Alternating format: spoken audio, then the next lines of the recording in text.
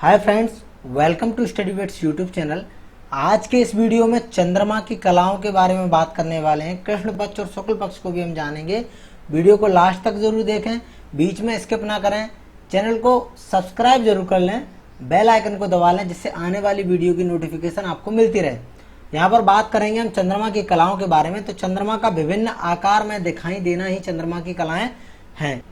तो देखिए, आपने भी देखा होगा कि चंद्रमा में विभिन्न आकार और आकृतियों में दिखाई देता है। तो ये सभी क्या है? चंद्रमा की कलाएं हैं। अब यहाँ देखिए, हम जानते हैं कि ग्रह और उपग्रह का स्वयं का कोई प्रकाश नहीं होता। तो चंद्रमा हमारा क्या है? उपग्रह है। और पृथ्वी ग्रह है, तो इनका स्वयं का कोई प्रकाश नहीं है। ये सूर्य से आने वाले प्रकाश को परावर्तित करने पर प्रकाशित होते हैं। ठीक है, तो ग्रहों उपग्रहों का एक भाग सूर्य के सामने होता है, उस भाग पर दिन होता है, तथा उसके विपरीत वाले भाग पर रात होती है। तो जो भाग सूर्य के सामने होगा उस पर दिन होगा और विपरीत वाले भाग पर क्या होगी? रात होगी। तो यहाँ पर भी देखिए कि ये हमारी पृथ्वी है और पृथ्वी जो है सूर्य के चारों ओर चक्कर लगा रही है और चंद्रमा हमारा पृथ्वी के चारों ओर चक्कर लगा रहा है। ठीक है, तो यहाँ पर देखिए कि सूर्य के सामने का जो भाग है पृथ्वी का, यहाँ पर दिन की स्थिति है और ये पीछे का भाग है विपरीत वाला, यहाँ पर रात्रि की स्थिति है। ऐसे ही चंद्रमा के भी आधे भाग पर दिन रहता है जो सामने रहता है सूर्य के, और आधे भाग पर क्या होती है? रात्रि होती है। तो ये आप जान ही गए होंगे। ठीक है, तो अब यहाँ बात ये आती है कि चंद्रमा की कलाएं हमें क्यों नजर आती हैं। उसका कारण ये है कि चंद्रमा का जो आधा भाग प्रकाशित है उसका जितना हिस्सा, यानी कि प्रकाशित भाग का जितना हिस्सा हमें पृथ्वी से दिखाई देता है, तो उसी आकार और आकृति का चंद्रमा में दिखाई देता है। तो कारण आप समझ ही गए कि चंद्रमा के प्रकाशित भाग का जितना भी हिस्सा पृथ्वी से हमें दिखाई देगा तो वो हमें उसी आकार और आकृति का चंद्रमा दिखाई देगा। यदि हमें प्रकाशित भाग का पूरा हिस्सा पृथ्वी से दिखाई देगा तो हमें पूर्णिमा की स्थिति दिखेगी, क्योंकि चंद्रमा हमें पूरा गोलाकार नजर आएगा।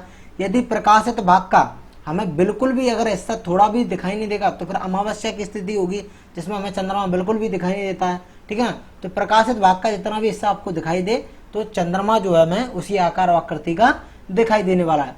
यहाँ पर भी देखिए, ये सभी आपको प्रकाशित भाग का जितना दिखता जाएगा उसी आकृति और आकार का चंद्रमा हमें दिखाई देगा। अब चंद्रमा की कलाएं हम क्यों कहते हैं? क्योंकि उसका कारण यह है कि चंद्रमा जो है एक माह के दौरान क्या करता है कि पूर्णिमा की स्थिति में चंद्रमा पूरा दिखाई देता है, फिर वो घटता जाता है, फिर अमावस्या को पूरी तरीके से दिखाई नहीं देता है, फिर धीरे धीरे बढ़ने लगता है और आगे चलकर आते आते पूर्णिमा को पूरा दिखाई देने लगता है। तो इसीलिए से हम चंद्रमा की कलाएं कहते हैं। ठीक है ना, अब आगे बढ़ते हैं। अमावस्या को हमें चंद्रमा दिखाई नहीं देता है। क्या कारण है, क्यों नहीं दिखाई देता है? उसका कारण देखिए कि अमावस्या के दिन चंद्रमा जो है सूर्य और पृथ्वी के बीच में होता है। ठीक है, और पृथ्वी के दिन वाले हिस्से के सामने होता है। जब सूर्य का उदय होता है तभी चंद्रमा का उदय होता है और सूर्यास्त के साथ ही चंद्रमा अस्त हो जाता है।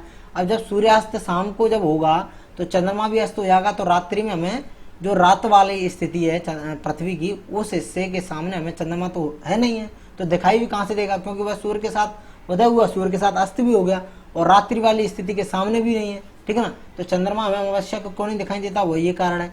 ऐसे ही हम अगर पूर्णिमा की बात करें तो क्यों दिखाई देता है? उसका कारण यह है कि पूर्णिमा का जो है चंद्रमा हमें पूरा दिखाई देता है, क्योंकि जैसे ही चंद्रमा का जो प्रकाशित भाग है, आधा भाग है, वो उस पर प्रकाश पड़ने से हमें पूरा प्रकाशित भाग दिखाई देगा। ठीक है ना, प्रकाशित भाग पूरा दिखाई देगा। और जैसे ही सूर्य अस्त होगा चंद्रमा का उदय होगा, और सूर्य उदय होगा सुबह तो चंद्रमा अस्त हो जाएगा। तो इस तरीके से जो है कि पूर्णिमा के दिन हमें पूरा चांद दिखाई दे रहा है, अमावस्या के दिन हमें चांद बिल्कुल भी दिखाई नहीं दे रहा है। एक स्थिति यहाँ पर और बन रही है कि सूर्य और पृथ्वी के बीच में जब चंद्रमा होता है और अमावस्या होती है, उस दिन क्या होता है?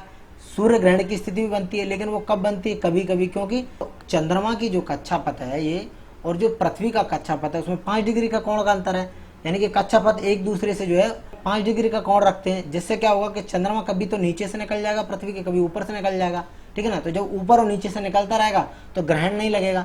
जैसे ही ये तीनों एक ही सीध में आ जाएंगे तो चंद्रमा जो है सूर्य के प्रकाश को अवरुद्ध कर देगा, यानी कि चंद्रमा की छाया पृथ्वी पर बनेगी, और पृथ्वी पर बनेगी तो उस हिस्से में हमें अंधेरा होगा, और अंधेरा होगा तो सूर्य ग्रहण की स्थिति बनेगी। ऐसे ही यहाँ पर देखिए, जब सूर्य और चंद्रमा के बीच में पृथ्वी होगी तो पृथ्वी की छाया चंद्रमा पर पड़ेगी। ठीक है ना, और सूर्य का जो प्रकाश है चंद्रमा पर पहुंचेगा नहीं, तो चंद्रमा हमें दिखाई नहीं देगा, क्योंकि उसे हम चंद्रग्रहण बोलेंगे। लेकिन स्थिति ये तभी बनती है जब ये तीनों एक ही सीध में होते हैं। ज्यादातर स्थितियों में क्या होता है, दोनों कक्षाओं के बीच में 5 डिग्री का कोण बनने के कारण चंद्रमा जो है पृथ्वी के ऊपर या नीचे से निकल जाता है, तो इससे ग्रहण नहीं लगता है। तो आगे बढ़ते हैं। अमावस्या को हमें चंद्रमा नहीं दिखाई दे रहा, पूर्णिमा को हमें चंद्रमा दिखाई दे रहा है, ये सभी समझ ही गए होंगे। ठीक है, कृष्ण पक्ष और शुक्ल पक्ष की बात करें तो एक चंद्रमास में 2 पक्ष हो रहे हैं, कृष्ण पक्ष और शुक्ल पक्ष। प्रत्येक पक्ष कितने दिन का हो रहा है? 15 दिन का हो रहा है। चंद्रमास क्या है? चंद्रमा द्वारा पृथ्वी के चारों ओर परिक्रमा करने में लगे समय को हम बोल रहे हैं चंद्रमास बोलते हैं। ठीक है, तो 15 दिन का हो रहा। अब बात करेंगे हम कृष्ण पक्ष की, तो कृष्ण पक्ष प्रथमा से अमावस्या तक 15 दिन का होता है। प्रथमा कब होगी? पूर्णिमा के अगले दिन से प्रथमा से अमावस्या तक। ठीक है, तो देखिए कृष्ण पक्ष ये पूर्णिमा है, यानी कि उजली रातें चल रही हैं। उजली रात यहाँ से अगर हम बात करेंगे कि प्रथमा जैसी आएगी तो यहाँ से चंद्रमा घटने लगेगा, यानी उजली रातों से हम जाएंगे अंधेरी रातों के बीच। और एक दिन ऐसा आएगा कि चंद्रमा हमें बिल्कुल भी दिखाई नहीं देगा और रातें कैसी हो जाएंगी? अंधेरी हो जाएंगी। तो ये जो है कृष्ण पक्ष वही है जिसमें रातें अंधेरी होने लगती हैं धीरे धीरे, और एक दिन ऐसी स्थिति आती है कि बिल्कुल भी अमावस्या को चांद हमें दिखाई नहीं देता। ठीक है, तो कृष्ण मतलब काला पक्ष।